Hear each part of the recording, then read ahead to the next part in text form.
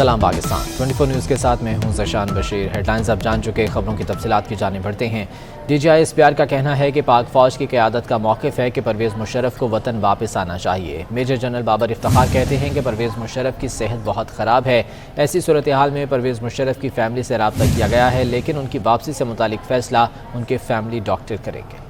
और साबिक़ वज़ीर-ए-आज़म मियां नवाज़ शरीफ ने परवेज़ मुशर्रफ की वापसी के हवाले से बड़ा बयान दिया है। मियां नवाज़ शरीफ ने ट्विटर पैगाम में कहा कि परवेज़ मुशर्रफ से कोई ज़ाती दुश्मनी या अनाद नहीं चाहता कि अपने प्यारों के बारे में जो सदमे मुझे सहना पड़े वो किसी और को भी सहना पड़े।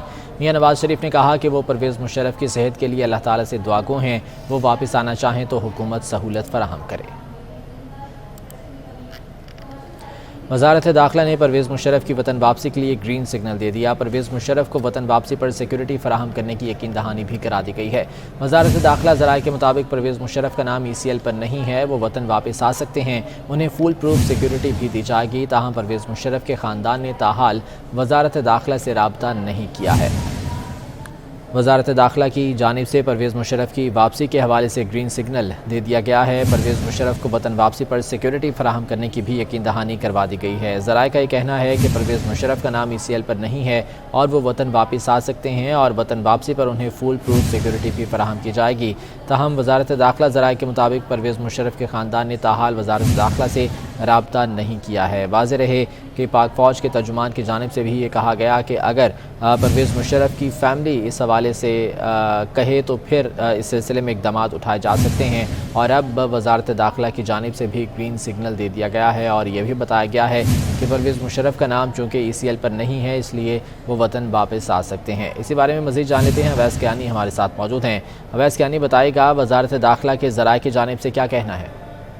देखें, वज़ारत दाखिला जो ज़राए हैं वो हमें बता रहे हैं कि साबिक़ सदर जनरल मुशर्रफ का नाम जो है वो ECL पर नहीं है और उनकी वतन वापसी पर जो सिक्योरिटी प्रोटोकॉल है वो उनको दिया जाएगा। और सेकेंडली वो बता रहे हैं कि इंतज़ामात जो हैं भरपूर किए जाएंगे, लेकिन ताहाल उनके ख़ानदान की तरफ से साबिक़ सदर को वापस लाने के हवाले से वज़ारत दाखिला से रब्ता नहीं किया गया। लेकिन वो बात हुकूमती ज़राए में ये बता रहे हैं कि अगर वो वतन वापस आते हैं तो उनको और उनके ख़ानदान को जो है मुकम्मल जो है वो ताउन दिया जाएगा। सिक्योरिटी के जो मामलात हैं और दीगर जो उनके जो मामलात हैं, जो घर के मामलात हैं, चकशदाद फार्म हाउस के और ये दीगर मामलात हैं, उन सब को जो है उसमें हुकूमत जो है वो ताउन करेगी। लेकिन ताहाल जो जनरल मुशर्रफ के जो ख़ानदान हैं उनकी तरफ से उनकी वतन वापसी के हवाले से वज़ारत दाखिला से रब्ता नहीं किया गया और अगर वो वतन वापस आना चाहें तो उसमें हुकूमत की तरफ से कोई रुकावट नहीं है, ना ही नाम उनका ECL पर है और उनके कोई मुश्किल नहीं है, लेकिन उनको फैसिलिटेट जो है वो ज़रूर किया जाएगा। बहुत शुक्रिया वैसे जाने तफसीलात के लिए। इमरान खान की हुकूमत के खिलाफ कोई साजिश नहीं हुई। साबका हुकूमत के खिलाफ साजिश का कोई सबूत नहीं मिला। DGI-SPR major general Babar Iftikhar की निजी TV के प्रोग्राम में गुफ्तगू।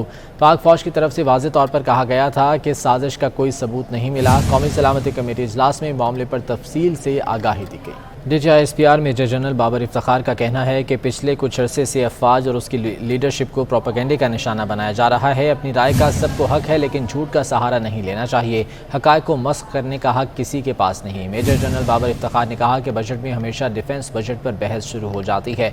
महंगाई के तनाजुर में देखें तो दिफाई बजट कम हुआ है। आर्मी चीफ के दौरा चीन पर बात करते हुए बोले कि दौरा चीन बहुत अहम था। आर्मी चीफ ने चीनी सदर से मुलाकात की, उनके दौरे के दूररस नताइज सामने आएंगे। DGI-SPR ने कहा कि 2019 में FATF के हवाले से खुसूसी सेल बनाया गया जिसने मनी लॉन्ड्रिंग और टेरर फाइनेंसिंग को रोकने पर बहुत काम किया।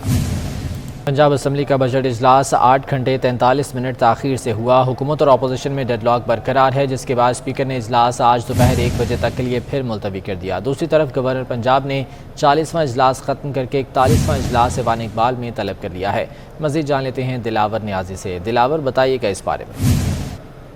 जी बिल्कुल, पंजाब के बजट के हवाले से जो कल 40वां इजलास मुलतवी किया गया था, जो स्पीकर पंजाब असम्बली चौधरी परवेज़ इलाही की जानिब से मुलतवी कर दिया गया था, उसको 1 बजे दोबारा बुलाया गया था इजलास को, लेकिन 8 घंटे और 43 मिनट की ताख़ीर के बाद इजलास जो है वो शुरू तो हुआ, लेकिन اس کے باوجود اس کو دوبارہ ملتوی کر دیا گیا، کیونکہ حکومت اور اپوزیشن جو ہے ان کے درمیان جو مطالبات ہیں ان پہ ڈیڈ لاک جو ہے وہ برقرار تھے، جس کی وجہ سے اسپیکر پنجاب اسمبلی چودھری پرویز الہی کی جانب سے اجلاس کو ملتوی کر دیا گیا ہے۔ اس کے ساتھ ساتھ گورنر پنجاب کی جانب سے 41واں جو اجلاس ہے اس کو صبح جو ہے وہ ایوان اقبال میں طلب کر لیا بہت گیا ہے۔ شکریہ دلاور آپ کا۔ اور ایوان اقبال میں اسمبلی اجلاس بلانا غیر قانونی اور مذاق ہے۔ اسپیکر کے ہوتے ہوئے ڈپٹی اسپیکر اجلاس کی صدارت نہیں کر سکتے۔ اسپیکر پنجاب اسمبلی چودھری پرویز الہی کی میڈیا سے گفتگو، کہا آج ان کی صدارت میں ہونے والے اجلاس میں وہ عطا تارڑ کی نازیبا حرکات کے خلاف رولنگ دیں گے اور اس کی تشہیر بھی کر دیں، اور بلانے کا بھی وہ ایک طریقہ ہے، اور نہ وہاں کسی اور جگہ پہ رکھ کے تو کوئی 4 بندے بیٹھ جائیں جیسے انہوں نے الیکشن کرایا ہے اور یہ اسی طرح کا کام کر کے دکھا دیں۔ یہ نہیں ہو سکتا، یہ غیر قانونی ہے اور یہ مذاق ہے۔ گورنر صاحب پروک کرتے ہیں اجلاس تو سب سے پہلے انفارمیشن آتی ہے سیکرٹری اسمبلی کو، وہ گزٹ نوٹیفیکیشن جاری کرتے ہیں، اور اسپیکر کے ہوتے ڈپٹی اسپیکر نہیں پریزائڈ کر سکتا۔ یہ قانون ہے اور قانون کسی کو جو ہے نا معاف نہیں کرتا۔ جو یہ دعوت دے رہا ہے اور اس کے خلاف ساری خواتین اٹھ کھڑی ہوئی ہیں، اور سارے پنجاب کی خواتین کہہ رہی ہیں کہ یہ ہے اس کا کریکٹر، اور اس طرح کا بندہ ہے یہ جو اشارے کر رہا ہے۔ ہم جاری رکھیں گے اور وہ دیکھ لیں کیا بنتا ہے، انشاءاللہ وہ کل آپ کو بتائیں گے۔ ہزاروں خواہشیں ایسی کہ ہر خواہش پہ دم نکلے۔ عثمان بزدار کو وزارت اعلیٰ کی یاد ستانے لگی۔ عثمان بزدار نے MP سعدیہ سہیل رانا کو اسمبلی اجلاس میں ہاتھ دکھایا، پوچھا کہ ان کی قسمت میں دوبارہ وزیر اعلیٰ بننا ہے یا نہیں۔ سعدیہ سہیل رانا عثمان بزدار کا ہاتھ غور سے دیکھتی رہیں، پھر بتایا کہ فکر مت کریں، جلد دوبارہ موقع ملے گا۔ سندھ کا 1713 ارب روپے کا ٹیکس فری بجٹ پیش کر دیا گیا ہے۔ وزیر اعلیٰ سندھ نے بجٹ پیش کرتے ہوئے تنخواہوں میں 15% اور پینشن میں 5% اضافے کا اعلان کیا۔ ترقیاتی پروگرام کو 332 ارب روپے ملیں گے۔ پولیس کانسٹیبل کا گریڈ 5 سے بڑھا کر 7 کرنے کا اعلان بھی کیا گیا۔ شور ایسا کہ کان پڑی آواز سنائی نہ دیتی تھی۔ وزیر اعلیٰ سندھ نے اپوزیشن کے شور شرابے کے دوران ہیڈ فون لگا کر بجٹ تقریر کی۔ اپوزیشن نے اسپیکر ڈائس کا گھیراؤ کیا تو حکومتی ارکان نے وزیر اعلیٰ کے گرد حفاظتی حصار بنائے رکھا۔ دعا بھٹو اور کلثوم چانڈیو کے موبائل فون چھین لیے گئے۔ ارکان ایک دوسرے سے گتھم گتھا ہو گئے۔ MQ پاکستان نے غداری کی، نہ دھوکہ دیا، دھوکہ PTI نے دیا۔ نون لیگ اور پیپلز پارٹی سے عوام کے لیے معاہدہ کیا۔ خالد مقبول صدیقی کا NA-240 کے ضمنی انتخاب سے متعلق عوامی اجتماع سے خطاب۔ انہوں نے مسائل کے حل کے لیے معاہدوں پر عمل کرنے پر زور دیا۔ دکھ اور درد اور مسائل کے لیے وہی جا سکتا ہے جو یہاں کا ہو، یہاں پر اس کے گھر میں بھی نلکے سے اتنا ہی پانی آتا ہو جتنا عام یہاں کے باشندے، اس کے گھر میں بھی اتنی ہی بجلی جاتی ہو جتنا کہ یہاں پہ رہنے والے عام آدمی کے گھر پہ یہاں موجود لوگ ہیں۔ یہاں وہ ساری برادریاں موجود ہیں کہ جنہوں نے برادرزم کا وہ کی طاقت MQM کو دی ہے، جس کے بعد اس کو پھر کسی جعلی قسم کی مدد کی ضرورت نہیں ہوتی ہے۔ ایسی جعلی مددیں اور تعاون جو 14 سیٹوں کو چھیننے کے لیے ہم سے دوسروں کو ان کی ضرورت نہ ہمیں پہلے تھی نہ آج ہے۔ NA-240 کراچی کے ضمنی انتخاب کا میدان جمعرات کو سجے گا۔ انتخابی مہم کا وقت ختم ہو گیا ہے۔ جلسے جلوس کرنے پر الیکشن ایکٹ کے تحت کارروائی ہوگی۔ مزید جان لیتے ہیں، شاہزیب حسین ہمارے ساتھ موجود ہیں۔ شاہزیب بتائے گا آخری روز کیسے گہما گہمی رہی اور انتظامات کیسے ہیں؟ جی بالکل، جو NA-240 میں مقابلہ کرنے والے تمام سیاسی جماعتوں کے امیدواروں کو جو ہے توجہ دلائی گئی ہے کہ تمام سیاسی سرگرمیاں پولنگ میں سے جو ہے قبل جو ہے 14 اور 15 جون کی درمیانی شب 12 بجے تک جو ہے ختم کر دی گئی ہے۔ مذکورہ دفعہ کے خلاف ورزی ایک غیر قانونی عمل ہوگا جو پاکستان کی الیکشن ایکٹ 2017 کی دفعہ 182 کے تحت قابل سزا ہوگی۔ دفتر صوبائی الیکشن کمشنر کے مطابق الیکشن میں حصہ لینے والے تمام سیاسی جماعتوں کے امیدواروں سے درخواست کی ہے کہ وہ قانون پر عمل پیرا ہوں۔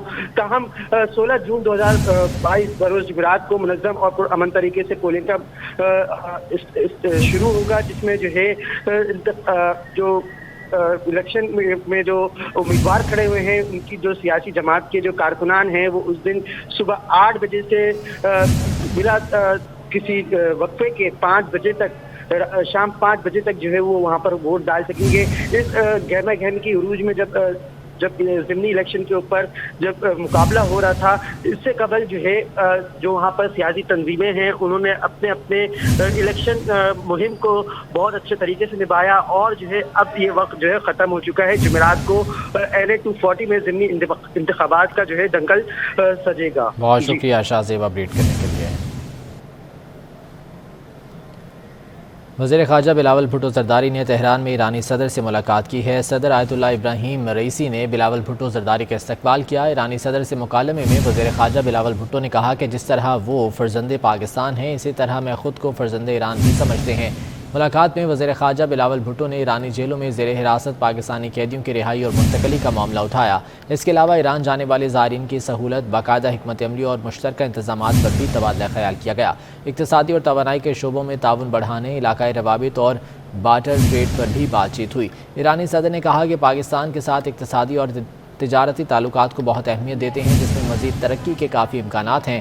اس موقع پر وزیر خارجہ بلاول بھٹو نے کشمیری مسلمانوں کے منصفانہ مقصد کے لیے ایرانی قیادت کی ثابت قدم حمایت کو سراہا۔ بلاول بھٹو نے ابراہیم رئیسی کو دورہ پاکستان کی دعوت بھی دی۔ پاکستان نے امریکی عدالت میں نیشنل بینک کے خلاف مقدمہ جیت لیا۔ پاکستان نے نیو یارک کی فیڈرل کورٹ میں مقدمہ جیتا۔ ذرائع کے مطابق نیشنل بینک پر ٹیرر فائنانسنگ میں معاونت کا الزام تھا۔ نیشنل بینک کے ذریعے رقوم افغانستان منتقل کرنے کا الزام تھا۔ مقدمہ ہارنے کی صورت میں پاکستان کو FATF کے سخت رد عمل کا سامنا کرنا پڑتا۔ مقدمہ ہارنے پر پاکستان کو اربوں ڈالرز کا جرمانہ بھی ہو سکتا تھا۔ مقدمہ جیتنے سے پاکستان کا قومی بینک دیوالیہ ہونے سے بچ گیا۔ مکہ مکرمہ میں پاکستانی حجاج کرام کی آمد کا سلسلہ شروع ہو گیا ہے۔ DG حج ابرار مرزا کے مطابق مدینہ منورہ سے 1356 حجاج کرام آج مکہ مکرمہ پہنچ گئے۔ DG حج اور ڈائریکٹرز نے حجاج کرام کا استقبال کیا۔ مکہ پہنچنے والے آج عمرہ کی سعادت حاصل کریں گے۔ ابرار مرزا کا کہنا تھا کہ پاکستانی حجاج کو ہر ممکن سہولیات دینا اولین ترجیح ہے۔ حجاج کرام کی معاونت بہترین انداز سے کی جا رہی ہے۔ سعودی سول ایوییشن گاکا نے 45 سال سے کم عمر خواتین کے لیے نیا سفری ہدایت نامہ جاری کر دیا۔ سعودی حکومت نے حج پر آنے والی خواتین کے لیے محرم کے قانون پر سختی سے عمل درآمد کا فیصلہ کیا ہے۔ 45 سال سے کم عمر عازمین خواتین کے ساتھ محرم لازمی قرار دے دیا گیا ہے۔ General authority of civil aviation authority گاکا نے باضابطہ نوٹیفیکیشن بھی جاری کر دیا ہے۔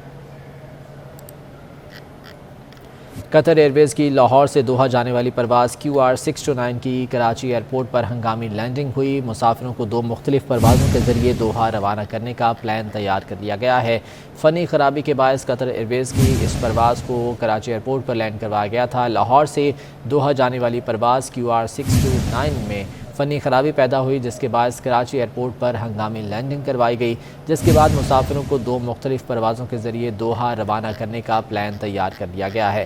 واضح رہے کہ یہ پرواز فنی خرابی کے باعث کراچی ایئرپورٹ پر لینڈ کروا لی گئی تھی۔ قطر کے لیے روانہ ہوئی تھی لاہور سے یہ پرواز، اور ایرانی سرحد سے پہلے اس میں فنی خرابی پیدا ہوئی، جس پر فوری طور پر کراچی ایئرپورٹ پر اس کی ہنگامی لینڈنگ کروائی گئی۔ سمر عباس ہمارے ساتھ موجود ہیں، ان سے مزید جان لیتے ہیں۔ سمر، بتائے گا پرواز میں فنی خرابی کے بعد اب کیا پلان کیا جا رہا ہے مسافروں کے لیے؟ ہاں جی بالکل، دیکھیں یہ قطر ایئر ویز کی پرواز تھی QR629 جو کہ لاہور سے دوحہ جا رہی تھی۔ ہنگامی لینڈنگ جب کراچی ایئرپورٹ پر ہوئی ہے، اس کے بعد اب ان جو مسافر ہیں ان کو کچھ مسافروں کو رات 4 بجے کراچی سے دوحہ جانے والی پرواز میں ایڈجسٹ کیا جائے گا، جبکہ دیگر مسافروں کو صبح 10 بجے قطر ایئر ویز کی دوحہ جو پرواز جاتی ہے اس میں ان مسافروں کو روانہ کیا جائے گا۔ اس سے قبل جیسے ہی یہ لاہور سے دوحہ کے لیے گوادر کے قریب یہ پرواز پہنچی ہے تو انجن میں خرابی کے باعث کراچی ایئرپورٹ پر اس کو ہنگامی لینڈنگ کرنا پڑی، جس کے بعد طیارے کا معائنہ کیا گیا ہے، اور جو قطر ایئر ویز کی انجینئرنگ کی ٹیم ہے وہ پہنچے گی۔ اس کے بعد ہی مسافروں کو اب 2 حصوں میں دوحہ روانہ کیا جا رہا ہے۔ جی بہت شکریہ سمر عباس اپڈیٹ کرنے کے لیے۔ لاہور اور کراچی سمیت ملک کے مختلف علاقوں میں لوڈ شیڈنگ بے قابو رہی۔ شہر قائد میں بجلی 12 سے 15 گھنٹے تک غائب رہنے لگی۔ دیکھ بھال کے نام پر 10 سے 11 گھنٹے تک بجلی کی بندش جاری ہے۔ ملک میں بجلی کا شارٹ فال بڑھ کر 5673 میگا واٹ ہو گیا ہے۔ لوڈ شیڈنگ کے بڑھتے دورانیے پر قابو نہیں پایا جا سکا، عوام پریشان ہیں۔ سوابی میں وزیر اعلیٰ خیبر پختونخوا کے مشیر کی قیادت میں لوڈ شیڈنگ کے خلاف احتجاج کیا گیا۔ گرمی کے بعد گرمی کا زور ٹوٹنے والا ہے۔ محکمہ موسمیات نے بارشوں کی پیش گوئی کر دی۔ محکمہ موسمیات کے مطابق آج سے پری مانسون بارشیں بارشیں متوقع ہیں، جبکہ گرج چمک اور موسلادھار بارشوں کے پیش نظر ملک کے مختلف علاقوں میں اربن فلڈنگ اور ندی نالوں میں ڈوب جانے کا بھی خدشہ ہے۔ مزید جان لیتے ہیں لاہور سے سمرہ فاطمہ ہمارے ساتھ موجود ہیں۔ سمرہ بتائیے کہ اس بارے میں۔ جی، قیامت خیز گرمی نے جہاں عوام کا جینا محال کر رکھا ہے، وہیں عوام کے لیے خوشخبری ہے کہ گرمی کا زور ٹوٹنے والا ہے، کیونکہ محکمہ موسمیات نے 15 جون سے پری مونسون بارشوں کی پیشن گوئی کر دی ہے۔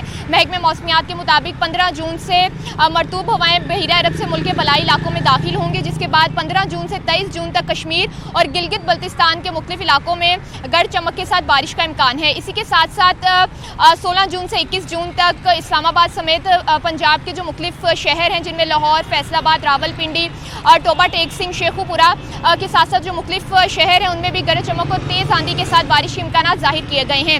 محکمہ موسمیات کے مطابق 17 جون کو اسلام آباد، لاہور، شیخو پورہ، ملتان، راول پنڈی میں گرج چمک کے ساتھ تیز بارش کا امکان ہے، جس کے بعد لینڈ سلائیڈنگ اور ندی نالوں میں طغیانی کا خطرہ ہے۔ ساتھ ہی ساتھ لاہور اور راول پنڈی میں خاص کر اربن فلڈنگ کا خطرہ بھی ظاہر کیا گیا ہے، جس کے بعد محکمہ موسمیات نے متعلقہ جو ادارے ہیں ان کو ہائی الرٹ رہنے کا حکم دے دیا ہے۔